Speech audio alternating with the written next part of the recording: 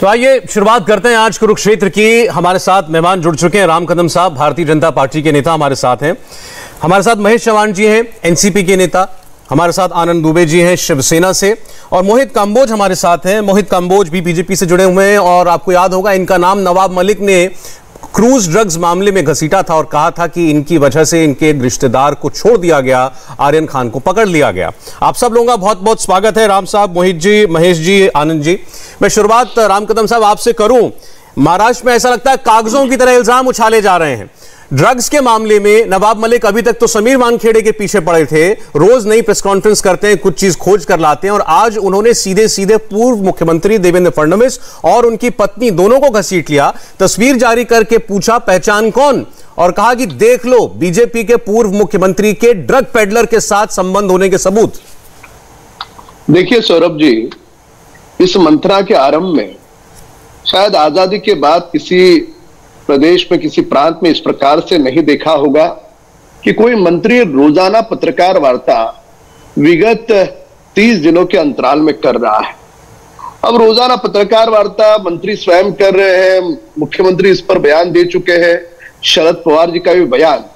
इन सारे बिंदुओं को जोड़ने के बाद जो श्रृंखला बनती है और जो इनका रवैया स्पष्ट रूप से सुनिश्चित करता है कि यह ड्रग माफिया का प्रत्यक्ष अप्रत्यक्ष रूप से समर्थन कर रहे हैं। अब समर्थन करने के दो ही कारण हो सकते हैं, या तो वे माफिया इनके कोई रिश्तेदार है, या तो वाजे वहां कहीं छुपा हुआ है कि वहां से करोड़ों रुपए की निरंतर वसूली आ रही है। ये एक पहला कारण। दूसरा, ये चुप नहीं पाया नवाब मलिक जी के मुख से जिस प्रकार के तीखे प्रहार आ रहे हैं, और वानखेड़े तक होता हम समझ सकते थे, पर वहां तक सीमित नहीं रहा। उनकी पत्नी, उनके पिता, उनकी बहन, यहां तक चला गया। अब हदों की सीमा नवाब मलिक जी ने आज पूरी पार कर दी। हमारे विपक्ष के नेता देवेंद्र फडणवीस तक नहीं गए, उनकी धर्म पत्नी को भी उन्होंने सियासी रंग में खींच लाया जी। अब क्या कहा उन्होंने? आप सौरभ जी जानते हो, वरिष्ठ पत्रकार हो, सामाजिक जीवन में, शादी में, ब्याह में, कोई अलग अलग कार्यक्रम में कई सारे लोग मिलते हैं।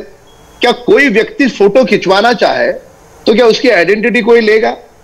ये बिल्कुल बेतुकी, बेबुनियाद। ये बात राम कदम साहब केवल फोटो खिंचाने तक की नहीं है ना। उन्होंने ये कहा कि पहले तो ये व्यक्ति जेल के अंदर है ड्रग्स के आरोप में, तो ये बात तो कहीं से भी साबित हो सकती है। दूसरी बात, वो कह रहे हैं कि वो कह रहे हैं एक वीडियो बनाया गया, वीडियो में खुद देवेंद्र फडणवीस जी थे, उस वीडियो का फाइनेंसर ये व्यक्ति है, यानी इसने पैसा लगाया। और दूसरा, उन्होंने कहा आप तस्वीर देख लीजिए, ऐसे तस्वीर तो वही लोग खिंचाते हैं जिनके घनिष्ठ संबंध होते हैं। पहली बात तो इस पर देवेंद्र जी बड़े विस्तार से बोल चुके हैं। ये जब वीडियो बना है, ये वीडियो जनहित में बना है। ये वीडियो बनने के 4 वर्षों के बाद उसे जेल हुई है, यानी 4 वर्षों के बाद उसका जो ये मामला सामने आया है, उससे दूर दूर तक, मतलब देश सुन रहा इस मंत्रणा को, और देवेंद्र जी की भी प्रेस कॉन्फ्रेंस हमने लाइव दिखाई थी, वह भी लोगों ने सुनी है। दूर दूर तक इसका कोई संबंध नहीं है, पर देवेंद्र जी का परिवार, वानखेड़े जी का परिवार, इन सबको इसमें घसीटने का नवाब मलिक जी का क्या कारण? तो उनका यही कारण है कि वो लोगों का ध्यान भटकाने की कोशिश कर रहे। अब क्यों भटका रहे ध्यान? हमने 2 वर्षों से महाराष्ट्र सरकार जितनी आपराधिक मामलों में लिप्त है, टेलीविजन में चर्चा में है, बताइए देश में कौन सा और प्रदेश है?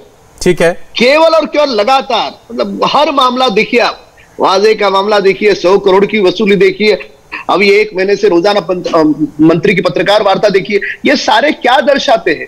एक ही चीज दर्शाते हैं, ये तीनों दलों की सरकार आपराधिक मामलों में लिप्त और राम कदम जी, धड़ल्ले से कर। आप कह रहे हैं कि ये अपने गुनाह छिपाने के लिए सॉफ्ट टारगेट चुन रहे हैं और कोई भी मनगढ़ंत आरोप लगा रहे हैं। मैं चाहूंगा चव्हाण साहब इसका जवाब दें। देवेंद्र जी ने तो ये कहा है कि अब मेरी बारी है बम फोड़ने की, आपने तो फुलझड़ी दिखाई थी, अब मैं बम फोड़ूंगा दिवाली के बाद। सौरभ जी, शुक्रिया मुझे मौका देने का बात करने के लिए। सौरभ जी, पहली बात मैं ये रखना चाहूंगा कि आज जो नवाब मलिक जी ने जो आरोप किए देवेंद्र फडणवीस जी के ऊपर, उसका जवाब देवेंद्र फडणवीस जी ने बिल्कुल दिया नहीं। वो जवाब और या क्लैरिफिकेशन देने के बजाय उन्होंने ये कहा कि मैं दिवाली के बाद बम फोड़ूंगा, दिवाली के बाद नवाब मलिक जी के अंडरवर्ल्ड के साथ क्या कनेक्शन है वो बाहर लाऊंगा।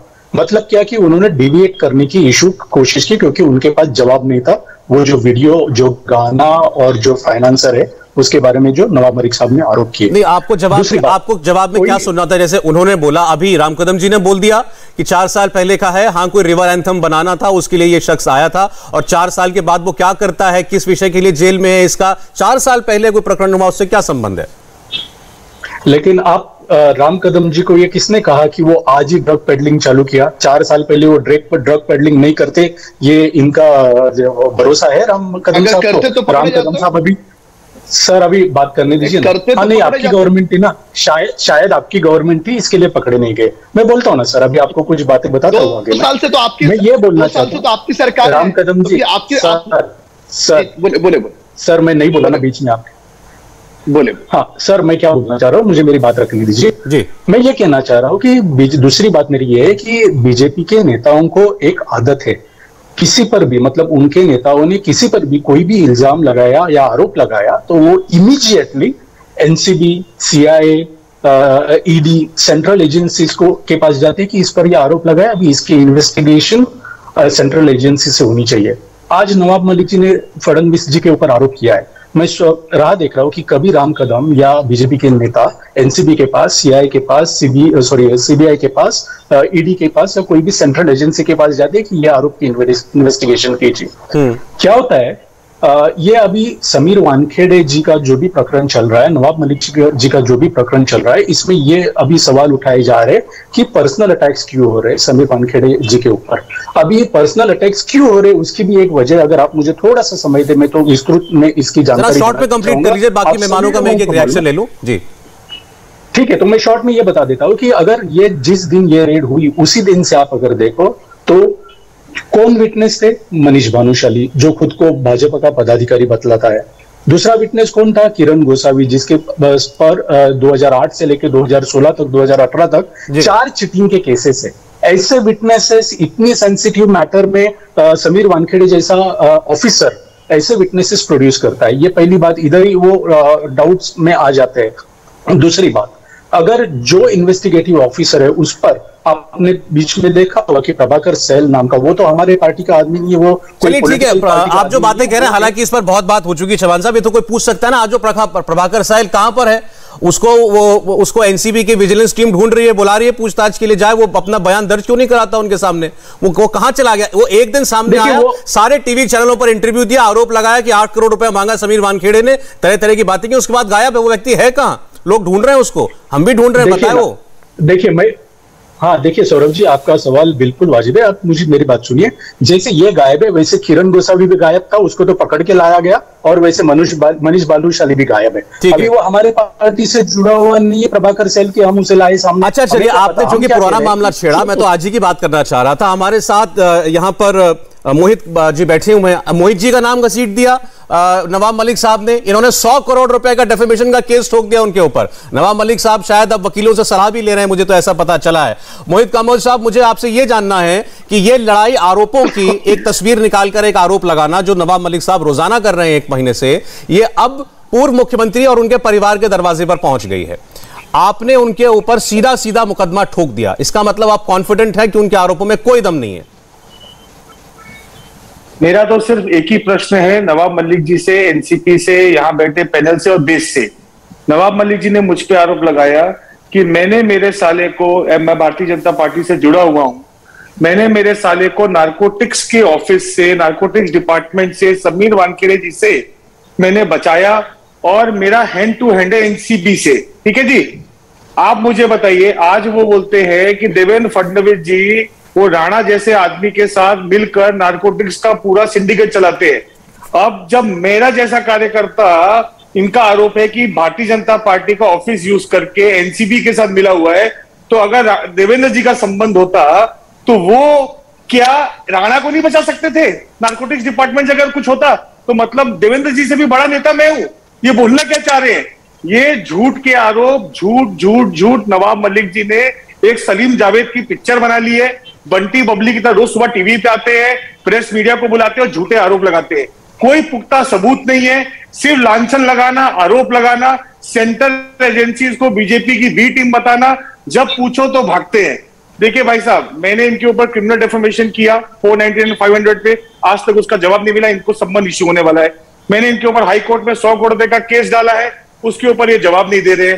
मैंने पुलिस स्टेशन में इनके ऊपर कंप्लेंट की है, उसके ऊपर ये जवाब नहीं दे रहे। झूठे नैरेटिव, अगर आपके पास सबूत है तो आप हाईकोर्ट जाओ। आप सोशल मीडिया पे और प्रेस चैनल पे आकर सिर्फ चरित्र हनन का काम कर रहे हो और कुछ नहीं कर रहे हो। बहुत बड़ा, मैं लास्ट बोलूंगा, बहुत बड़ा हर्बल गांजा मार के नवाब मलिक सुबह आते हैं, आरोप लगाते हैं और चले जाते हैं। अच्छा ठीक है, मैं आनंद जी मुझे 1 मिनट की इजाजत दीजिए इसका जवाब, चूंकि नवाब मलिक का संबंध सीधे सीधे इनकी पार्टी से है तो मैं इनसे पूछ लूं चौहान साहब से। वो एक आरोप लगाएं, उसे किसी अंजाम तक पहुंचाएं, फिर दूसरे के पीछे पड़े, ये तो समझ में आता है। वो एक दिन समीर वानखेड़े, दूसरे दिन समीर वानखेड़े की बहन, तीसरे दिन उनकी पत्नी, चौथे दिन उनकी शादी, उसके बाद उनकी पूर्व मैरिज, उनकी पुरानी शादी, और उसके बाद अब देवेंद्र फडणवीस। ऐसा लग रहा है कि एक आरोप से दूसरे आरोप तक जाने की हड़बड़ी में, होड़ में लगे हुए हैं वो। सौरभ जी, एक बात बताइए, इसमें गलत क्या है? अगर उनके पास रोज जो इन्फॉर्मेशन आती है वो इन्फॉर्मेशन अगर वो मीडिया के साथ शेयर करते हैं, उसमें गलत क्या है? या रोज आरोप करना, झूठे आरोप करना, ये क्या सिर्फ बीजेपी की जिम्मेदारी है? आरोप अगर उनके पास आते हैं, वो देखिए हमारे राष्ट्रीय प्रवक्ता ये झूठे आरोप करते हैं तो आप भी वही कर रहे हैं, आप भी झूठे आरोप लगा रहे हैं। नहीं, सुनिए ना, मैंने कभी बोला कि झूठे आरोप कर रहे हैं हम लोग? मैं क्या बोल रहा हूँ कि नवाब मलिक जी के पास जो इन्फॉर्मेशन आई वो मीडिया के साथ वो क्यों ना शेयर करे?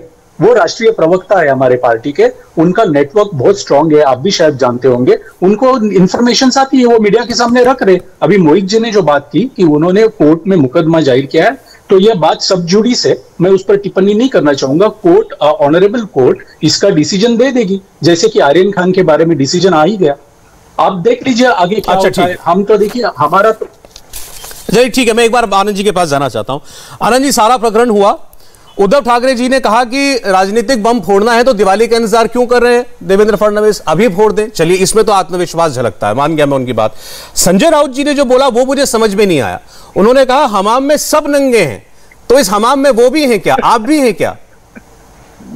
सौरभ जी नमस्कार जी। देखिए, सबसे पहले बात यह है कि आदरणीय नवाब मलिक जी और आदरणीय देवेंद्र जी दोनों जन हमारे राज्य के अपने अपने दलों के बड़े नेता हैं। नवाब मलिक जी ने अगर देवेंद्र जी पर आरोप लगाया है कि राणा के साथ आपकी जो तस्वीरें वायरल हुई हैं, राणा के फाइनेंस कंपनी से आपके गाने बजे हैं और राणा एक ड्रग्स पेडलर है, वो इस समय जेल में है, तो क्या आपकी उसकी नजदीकियां हैं क्या? पहला विषय, ठीक है। उस पर आदरणीय देवेंद्र जी ने जवाब देते हुए कहा कि अभी दिवाली शुरू हुई है, दिवाली के बाद मैं बम फोड़ूंगा, और नवाब मलिक जी का संबंध अंडरवर्ल्ड से है। तो आप दोनों नेताओं की बयानबाजी को देखिए, दोनों ने बयानबाजी की है, दोनों ने अभी तक किसी को युद्ध में तलवार लेकर दौड़ाया नहीं। एक नेता ने दूसरे नेता के ऊपर आरोप लगाए हैं, दूसरे नेता ने उस नेता को जवाब देने का काम किया है। देखिए, राजनीतिक और सामाजिक जीवन में आरोप और प्रत्यारोप लगते रहते हैं, हम राजनीतिक में मतभेद करते रहते हैं, लेकिन मनभेद नहीं होना चाहिए। शिवसेना और हमारी पार्टी, हमारे नेता का एक ही स्टैंड है कि विकास की बात करो, महाराष्ट्र को विकास की बात कर। नवाब मलिक साहब, आपको लगता है विकास की बात कर रहे हैं और आपने कहा मनभेद नहीं होना चाहिए? मैं एक चीज पूछता हूं आनंद जी, एक चीज पूछता हूं आपसे आनंद जी, मैं एक चीज पूछता हूं आपसे, प्लीज सुनिए, सवाल सुनिए। मैं कह रहा हूं मनभेद क्यों नहीं होना चाहिए? अगर ये साबित हो जाए किसी नेता का ड्रग पेडलर के साथ रिश्ता है, आपका तो बिल्कुल मनभेद होना चाहिए। आपका क्यों उससे मनभेद नहीं होगा? आपका क्यों उससे मन मिला रहेगा? लेकिन साबित कीजिए पहले। होना चाहिए, लेकिन मामला जब तक कोर्ट में नहीं जाता, मामला जब तक पूरी तरह पारदर्शित नहीं होता, तब तक तो मतभेद ही होते हैं। नहीं तो कोर्ट में कौन जा रहा है? नवाब मलिक साहब एक कोर्ट में गए हैं, एक बार भी किसी मामले को वो कोर्ट में लेकर गए हैं कि अगर नवाब मलिक जी को कोई इंफॉर्मेशन मिलती है, वो तथ्यों के आधार पर मीडिया से बातचीत करते हैं, ट्विटर के आधार पर बात करते हैं। तो यदि किसी को आपत्ति है, तो जैसे मोहित भाई बोल रहे हैं कि मैं कोर्ट में गया हूं, तो ठीक है, कोर्ट में जाने के लिए डॉक्टर बाबा साहेब आंबेडकर जी का संविधान कहता है आप कोर्ट में जाइए। राम कदम आपको जवाब देना चाहते हैं। राम कदम जी आपको जवाब दे रहे हैं, बोलिए राम कदम जी। देखिए, मैं व्यक्ति विशेष टिप्पणी नहीं करूंगा, पर शिवसेना ये पूरी तरह से कंफ्यूज पार्टी है। उनके मुख्यमंत्री स्वयं अप्रत्यक्ष रूप से दशहरे के दिन ड्रग माफिया का समर्थन कर चुके हैं, और यहां पर शिवसेना के नेता पूरी तरह से नवाब मलिक से अपना पल्ला दूर झाड़ रहे हैं। ये 24 घंटे गिरगिट की तरह रंग, गिरगिट भी उतने तेजी से रंग नहीं बदलता होगा, उतना रंग ये तेजी से बदलते हैं।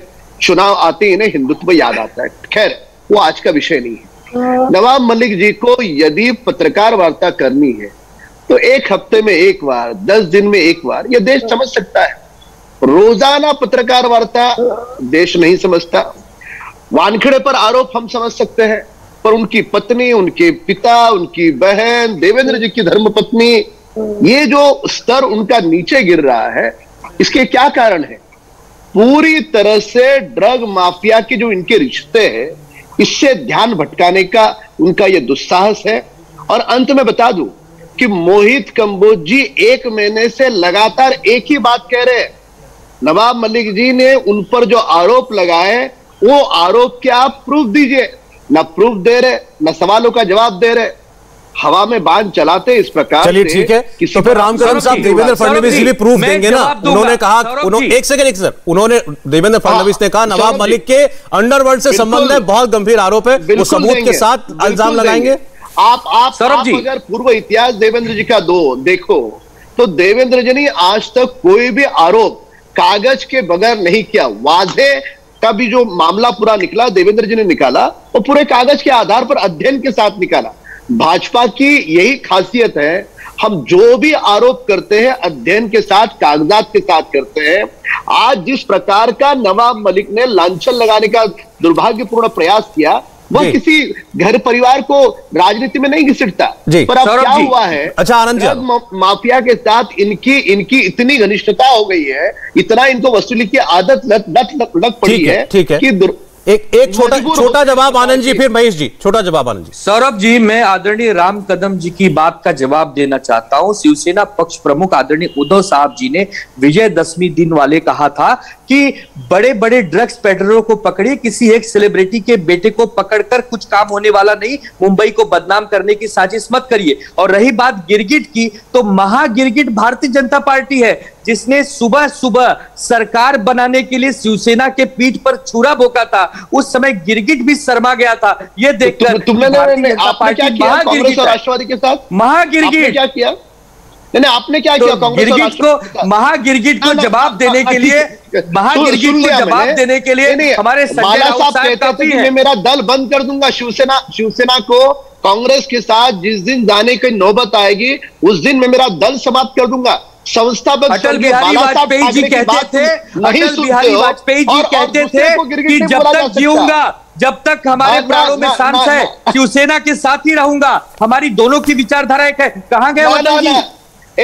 एक मिनट, अभी आपका हो गया, मैं जवाब दे दूं। आप वरिष्ठ वैचारिक व्यक्तित्व हो, आपको दुबे साहब याद होगा, बाला साहब जी का बड़ा स्पष्ट सटीक वक्तव्य था, जिस दिन शिवसेना को कांग्रेस के साथ जाने की नौबत आएगी, उस दिन मैं मेरा दल समाप्त करूंगा। अब शिवसेना किसके साथ है? क्या बाला साहब का भी बात नहीं सुनती शिवसेना?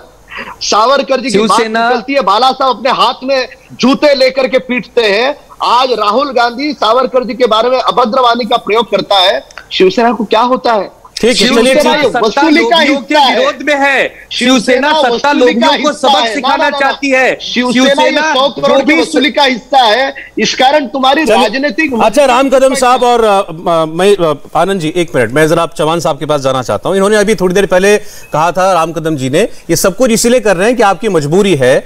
अब देखें, सचिन वाजे आज मुंबई पुलिस की कस्टडी में है, परमबीर सिंह मुंबई पुलिस के पूर्व कमिश्नर फरार हैं, और अनिल देशमुख आपके पूर्व गृह मंत्री, वो आज ईडी के दफ्तर में अपना बयान रिकॉर्ड करा करके आए 100 करोड़ की वसूली और मनी लॉन्ड्रिंग के मामले में। तो उनका कहना है कि इतने बड़े बड़े जो सुराख हुए हैं आपकी सरकार में, उसको छुपाने के लिए कहीं से तो आपको आरोप लगाने पड़ेंगे। अभी आप देखिए, परमबीर सिंह जी जो एक्स मुंबई कमिश्नर रह चुके हैं, जिन्होंने ये आरोप किए अनिल देशमुख जी के ऊपर, कहां पर है वो? एब्सकॉन्डिंग है। ये ऑर्केस्ट्रेट किसने किया था? हमारा कहना है बीजेपी ने किया था, क्योंकि तभी देवेंद्र फडणवीस साहब मीडिया के सामने रोज आते। आज राम कदम साहब नवाब मलिक जी के बारे में जो आरोप लगा रहे कि नवाब मलिक जी रोज उठकर मीडिया के सामने आते, रोज उठकर आरोप करते, वो सही उसी तरह के आरोप रोज उठकर देवेंद्र फडणवीस जी उन दिनों में करते थे। आज किधर है देवेंद्र फडणवीस? एटलीस्ट हमारे जो अनिल देशमुख साहब है, उन पर जब ये आरोप हुए, उन्होंने अपना पद का त्याग किया। उसके बाद उन्होंने कोशिश की, कोर्ट में उन्होंने कोर्ट को रिक्वेस्ट की कि ईडी के जो समन्स आते हैं उस पर मैं न जाने की मुझे मोहलत दी जाए।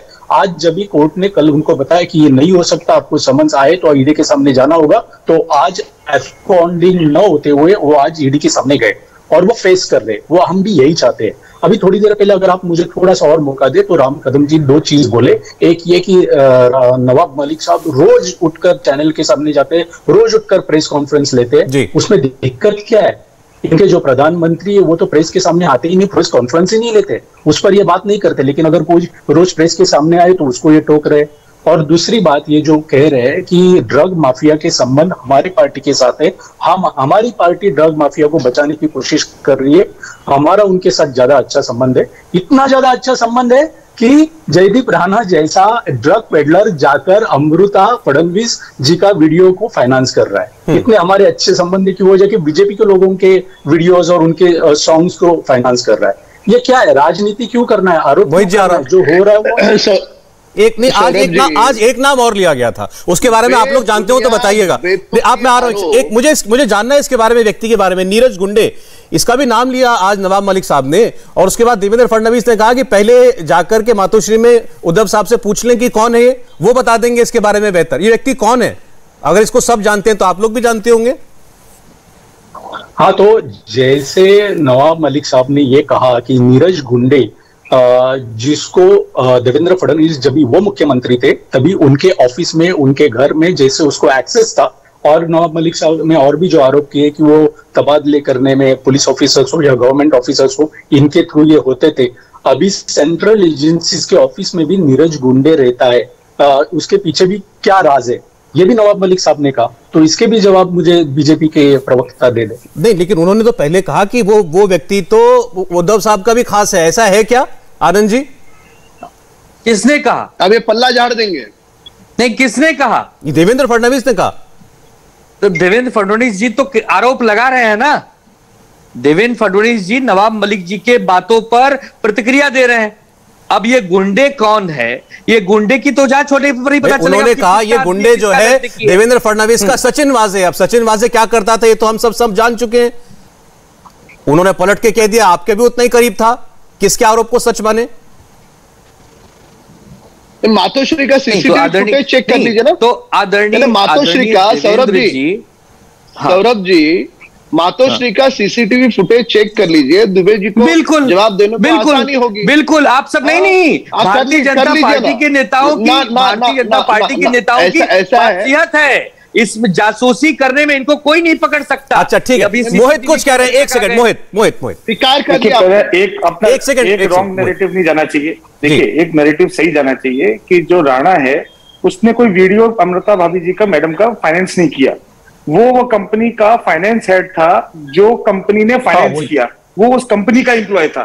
तो ये रॉन्ग नैरेटिव सेट करना कि उसने फाइनेंस किया, तो ये खुद में भी एक गलत आरोप है। दूसरा, नीरज गुंडे जी की बात कर रहे हैं, मैं ज्यादा नहीं बोलना चाहूंगा। अगर आप वक्त बोलेंगे तो 2019 में उद्धव जी के पास नीरज जी मेरे को खुद लेके गए मीटिंग कराने, कॉफी पिलाने। अच्छा। उसकी मैं पिक्चर साझा कर देता हूं। तो ये जिस हिसाब से नवाब मलिक जी आरोप लगा रहे हैं ना, तो ये इनकी पूरी पोल खोलने वाले अनिल देशमुख के और सब एक बार जरा मैं इसको, आपने बहुत बड़ी बात बोली है मोहित, मैं कंफर्म करूंगा आपसे भी। आप ये कह रहे हैं कि नवाब मलिक ने जिस नीरज गुंडे को देवेंद्र फडणवीस का सचिन वाजे बताया, यानी उगाही करने, उसके जरिए उगाही कराते थे, ये आरोप है, वो आपको लेकर, यही नीरज गुंडे आपको लेकर मुख्यमंत्री के पास गया था क्योंकि उनके दोस्त हैं। नवाब मलिक जी को बोले कंफर्म कर लें, और कोई ऐसे सचिन वाजे नहीं है, बहुत वो रिस्पेक्टफुल आदमी है मुंबई के, और उद्धव जी के मातोश्री के दोस्त हैं। क्या दुबे जी इस बात को जुटलाएंगे क्या? दुबे जी? नहीं सौरभ जी, मेरा सिर्फ इतना कहना है कि एक जमाने में तो आदरणीय उद्धव जी और देवेंद्र जी भी बहुत अच्छे दोस्त थे। एक जमाने में तो पंडित अटल बिहारी वाजपेयी जी और बाला साहब ठाकरे जी भी बहुत अच्छे दोस्त थे। तो इससे क्या मतलब?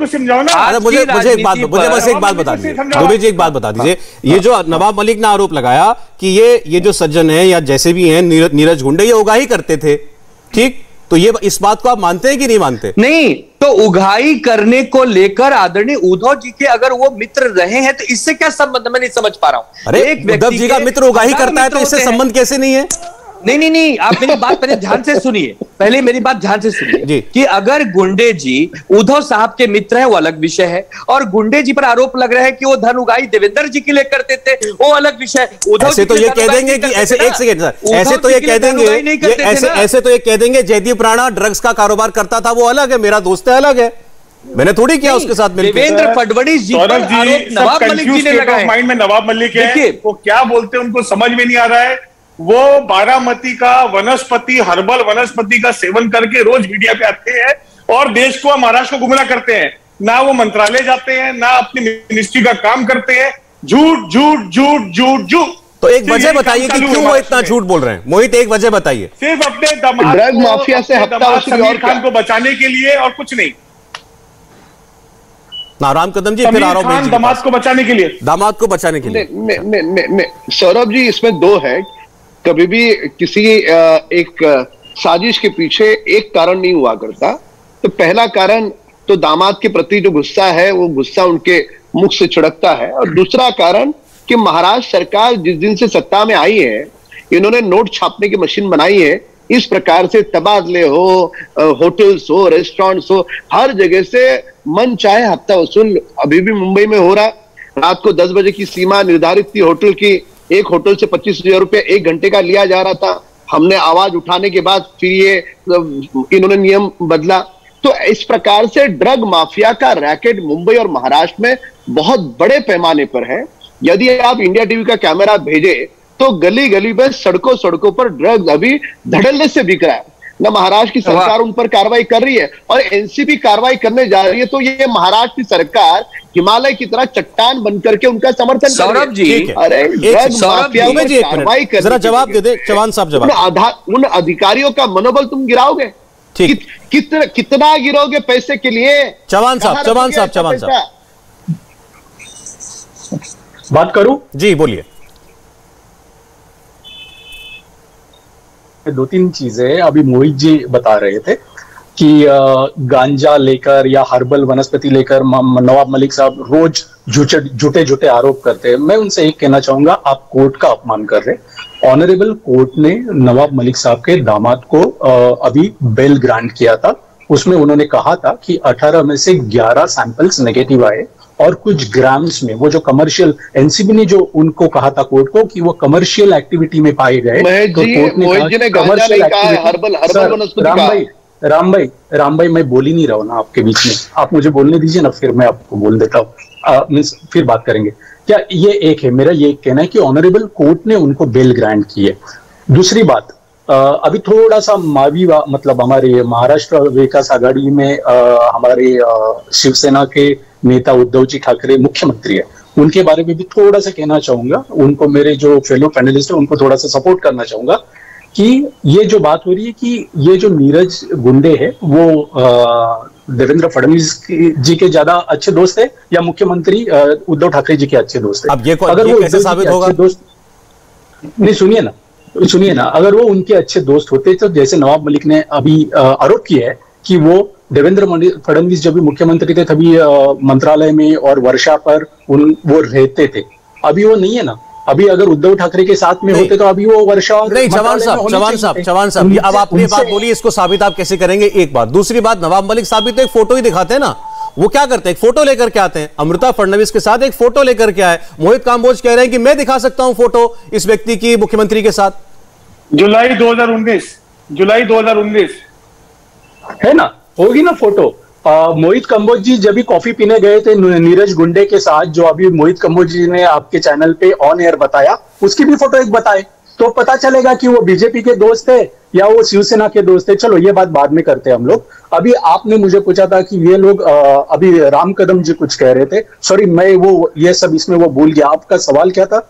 नहीं, राम कदम जी तो बार बार आप पर आरोप लगा रहे हैं कि ड्रग माफिया के समर्थन में है, उगाही करने वाली सरकार है, नोट छापने की मशीन बना रखा है अफसरों को। ये उनका आरोप है सीधा सीधा। हाँ, तो वो आरोप है, वो आरोप जिन्होंने किया वो मुंबई के पुलिस कमिश्नर एब्सकॉन्डिंग है। सर, कमिश्नर किसने भगाया? सौरभ जी, परमवीर सिंह को किसने भगाया है? एक मिनट, आनंद जी क्या कह रहे हैं? परमवीर सिंह को किसने बनाया है? हाँ बोलिए। किसने भगाया है उस पर भी एक बहस करिए। परमवीर सिंह बिना पासपोर्ट और बिना वीजा नहीं भागा होगा। परमवीर सिंह को जब तक विदेश मंत्रालय या किसी बड़े राजनेता का समर्थन नहीं मिला होगा वो नहीं भागा होगा। दुबे जी सुन लीजिए। अच्छा एक सेकंड ये कह रहे हैं कि किसी एजेंसी का नेता का समर्थन है इसलिए परमवीर सिंह पेश नहीं हो रहे हैं, वो फरार हो गए। ये आरोप सीधे बीजेपी से जुड़ता है। दोनों को जवाब दे दूं, बड़े शांति से सुनना। परमवीर सिंह को मुंबई का पुलिस कमिश्नर बनाया इन तीनों दलों ने।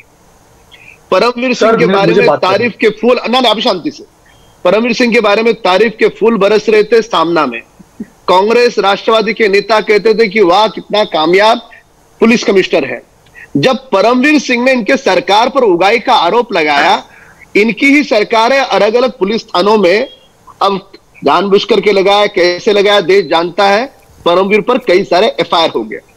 अब इनकी सरकार को इनका खुद का डीजी कहां है, इतना भी इन्हें ध्यान नहीं रखने आता, तो महाराष्ट्र के 12 करोड़ जनता का आप क्या ध्यान रखोगे? ना मेरा पूरा नहीं हुआ। अरे समय कम है रामको जी, मेरा पूरा नहीं हुआ, ऐसे नहीं समय जा रहा है। हाँ। तो महाराष्ट्र के 12 करोड़ जनता का आप किस प्रकार से ध्यान रखोगे, ये मेरा पहला सवाल।